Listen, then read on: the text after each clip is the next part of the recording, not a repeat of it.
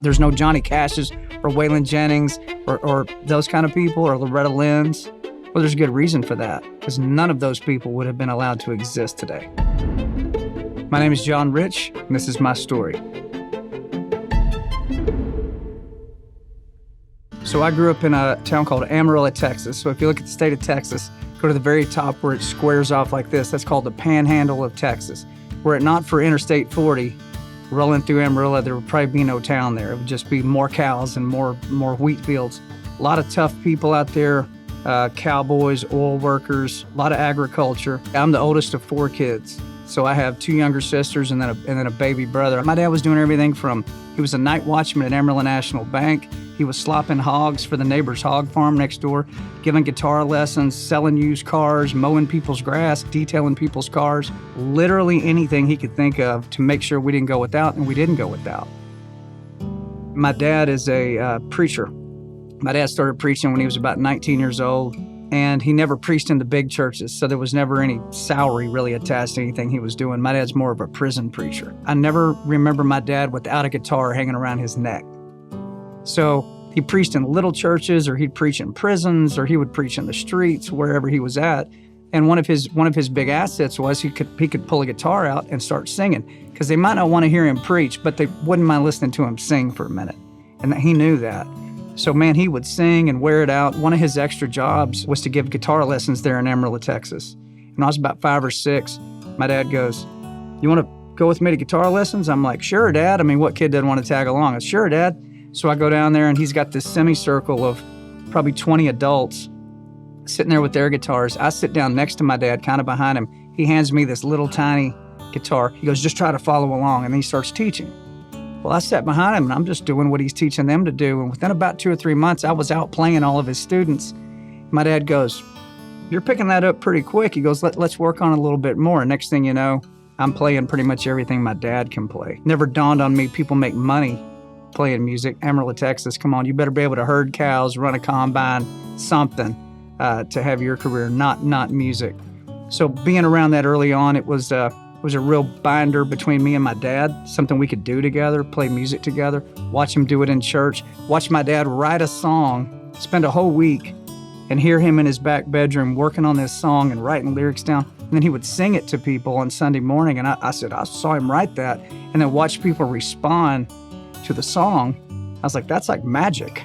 How did he do that? He just took blank paper, and now people are singing the words back.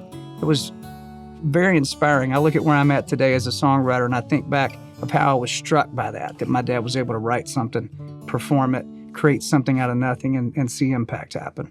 My dad, my whole family, his parents, all the grandparents and uncles, it was instilled in us at a really early age that, hey, you live in America. And some of the old men said, yeah, and we were in World War II. Or he was he was here and he was there. And you learn those stories. They go, it doesn't matter where you start off, son. You can wind up no telling where. You just got to think big and work hard. You got to outwork everybody. And, that hustle will beat talent. There's a misconception in the world that the most talented people are the ones that always win. That is not true. If the most talented singers were the ones on country radio, if that's the only ones that ever made it, you'd have a completely different group of people singing on the radio. The people on the radio that have become big stars and that you hear are the ones that have talent, of course, but they are the ones that were willing to stick with it, figure out the business side of the music so they could have these long careers. It wasn't just because they could hit a high note. And that goes across the spectrum of all business, all entrepreneurial efforts, period. And so I was taught that early on. Hey, buddy, if you want to go get something, go get it. When I was in high school, I started singing a lot. I would enter, singing competitions and this and that. I got noticed by a couple of universities and actually had a couple of full rides to some really good schools. While this is going on, I auditioned for this big theme park that used to be in Nashville called Opryland, USA. They had all these live music shows in the park. I went down to audition thinking I'd never get it because I'm not a dancer. And I said, you got to be able to dance. But I thought, well, there are a bunch of good-looking girls down there, so it's probably worth the trip. So I go down, audition, what do you know? I get the job. This is my senior year in high school. That summer after I graduated, I go to work at Opryland, and I meet these guys from Texas who are all 10 and 15 years older than me, and they're all working at Opryland too. They said, you're from Texas, right? I go, yeah.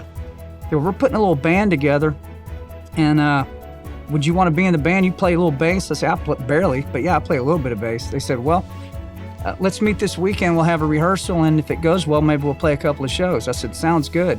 We did a little showcase, and next thing you know, we've got 200 dates on the books. But I said, how much money am I going to make if I do all these dates? He goes, man, you'll probably make like $400 a week. I went, what? Couldn't believe it. Like, that's so much money. So I said, you know what? I'm going to push college off for a year, go travel with these guys. My mother said, well, you'll never amount to a hill of beans if you don't go to college. And I said, well, a hill of beans is not what I intend on amounting to. What a smart aleck answer, right? But that was my attitude. Like, I'm going for it. I'm going for it. These guys made me an offer. I love playing music more than anything. How do I get on the Grand Ole Opry? This is probably a better route. And sure enough, that band went on to become the band Lone Star, which we sold 6 million records while I was in that band. That's where I wrote my first #1 songs and really cut my teeth on country music. Being in Lone Star at 18, 19, 20, it was up to about 24 years old was when I was in that band. This is when you learn that country music is not a hobby. If you want to have a career in that, buddy, you better get ready. 3 guys in a hotel room, and not a nice hotel room, crammed into a Jeep Cherokee, pulling a U-Haul trailer from Orlando to Reno, Nevada. I mean, stuff like that. Playing anywhere they'd give you a mic, you're going to go play. So you learn what it means to really go out and grind for something, and there's no guarantee you're ever going to get it. You know, how does all this work? The business of music on a small level, but still the business of music. That's where I learned all that stuff. And then being a songwriter, the only reason I would write a song prior to Lone Star would be to try to impress some girl. But you get into Lone Star, you got a record deal now, and they're like, guys, you're going to cut a record. You should probably write some songs. And that's where I started getting a lot better at writing songs. My first #1 was called Come Crying to Me, which came out. We sold 2 or 3 million records on that one. And man, that's when I said, you know what? I like the songwriting thing. That's the most powerful things in the world to me is blank paper and a pencil. Nobody can tell you what you can put on it. The Declaration of Independence started out as blank paper, and somebody had to put a pen to it. The pages of the Bible. We can go on and on and on. Pretty much all the great things that ever impacted the world in general started out with somebody with a thought or a feeling, a writing instrument, and something to write on. So songwriting to me is kind of like that. It's a blast, but it's also very powerful. And it has pulled me out of a lot of ditches throughout my career. Part of the equation of succeeding at something is you're going to fail a lot, getting up to the point where you're an expert at it or you're a pro at it.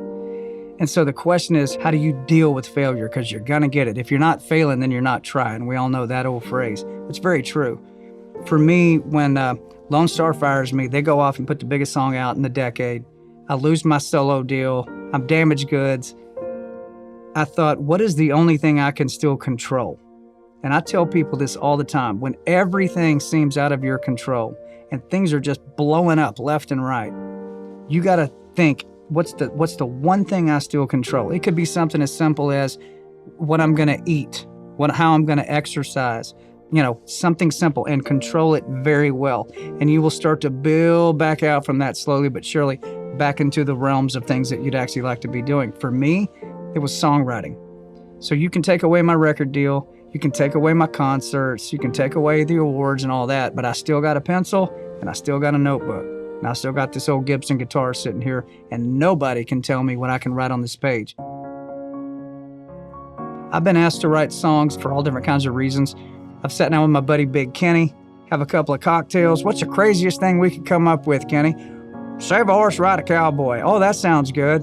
Okay, here you go. Let's write that one. I've had artists come to me. There was one guy in particular came up and he said, hey, man, I heard a couple of your songs and I wish I had some songs like that.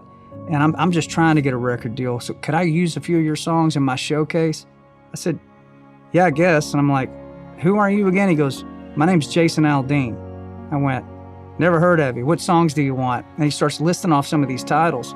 I said, wow, dude, those are my favorite songs. He goes, yeah, I probably won't even get a deal. I just want to, see if I could use them. I said, yeah, you can use them, man, no problem. And Aldean, of course, gets his record deal. And I wound up having 5 #1 songs on Jason Aldean. And all those songs were written back when everything was exploding all around me and I focused on the one thing that I could still control, which was that pencil on that paper. So people got to remember that. The game is not over unless you give up. Faith Hill came to me one time and she said, I wish you'd write a song for me that it would only make sense if I sang it. I went, that's an interesting parameter. Okay, only makes sense if you sing it. I said, oh, I'll work on it. And so I'm out on the road with Tim McGraw with Big and Rich, and I'm noticing that Faith, backstage, flip-flops, ball cap, cut-off shorts, hanging out with their kids, parking lot like anybody else. But then when the show starts, she comes walking off the bus in an evening gown, and she steps out with Tim singing It's Your Love to 30,000 people.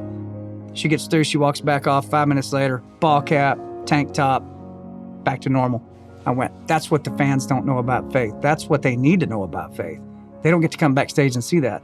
So I wrote this song called Mississippi Girl, where the first line in the song completed the task of she's the only one that could sing it, and it makes sense because it says, it's a long way from Star, Mississippi. Well, that's her hometown. Nobody else in country music from that little town. So when I played it for her out in the parking lot a few days later, big old tear rolled out of her eyes. She goes, I'm recording that. I'm going to put that out. She goes, thank you for writing that. It went #1 for 2 weeks. The wave of wokeism that's hit this country, and especially the entertainment business, that made its way to Nashville. So these artists are sitting there and they're being told by their publicists, their managers, the heads of their record labels, hey, we know that you think these things about America, that you're against kind of all this woke stuff that we do. They don't call themselves woke, of course. But we know you're not really for that. But hey, don't even think about putting out a post that pushes against that. Don't you say XYZ on your microphone on your stage. No, you cannot record that song because it says this. And they just completely control these artists, and the artist only has 2 choices at that point. Do they want to go have a career? It's been their dream.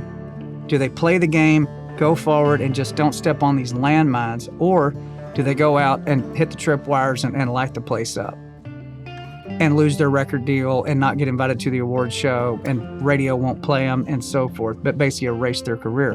That's what they're faced with. Is there freedom in art in Nashville, like total freedom? Absolutely not. Absolutely not. It's sad. To make authentic art, whatever that is, whether it's music, films, whatever, the artist needs to have free reign over whatever it is they've got in their mind. The whole point of art is I can see it in my mind, I can hear it in my mind, I'm gonna make it a physical reality, and that's the art. So when you start building walls and parameters and barriers and protocols around artists, then the art's dying at that point. Look at our poor comedians having to pick and choose what jokes they want to say. I mean, I've got some comedian friends that are hardcore socialists who I'm friends with that have come to me and said, man, I can't vote for this anymore. I go, why not? They go, I'm having to pick and choose what jokes I'm going to say. That's not comedy. We're like the last line of defense for the truth. We get to say it right out in the open, and there's nothing you can do to us about it. And they're canceling comedians because they don't like their jokes. I go, well, what do you think he's going to get? I was like, brother, you only get to vote for socialism or communism one time. You only get to vote for it once. Once it gets in, that's it. If you're wondering why it seems like people are pulling back and not giving you the full meal deal, there's no Johnny Cash's or Waylon Jennings or those kind of people, or Loretta Lynn's. Well, there's a good reason for that, because none of those people would have been allowed to exist today. I think there's a juncture that happens, just speaking for myself, being a dad, and weighing out your career choices. If I say these things, it's going to cost me. Okay, guess what? If it's this bad right now, what's it going to be like when my 2 boys are in their 20s and 30s and they're walking out into the world? What are they going to be looking at? The only example they're going to have of how to handle that correctly is the old man. America has had such an impact in the world because it gave its people not the right to be happy, the right to pursue happiness, the right to exhaust your potential. The thing I love the most about this country is I wake up every day and I go, as long as I'm still breathing, the game ain't over.